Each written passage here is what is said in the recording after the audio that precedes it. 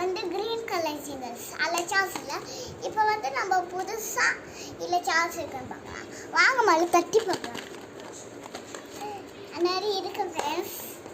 Charge இருக்க மாதிரி தான் இங்கே சார்ஜ்னு போட்டுருக்கு ஃப்ரெண்ட்ஸ். சரி வாங்க நம்ம பீஸ் ஓப்பன் பண்ணலாம். டைட்டாக இருக்கும். ஓப்பன் பண்ணலாம்.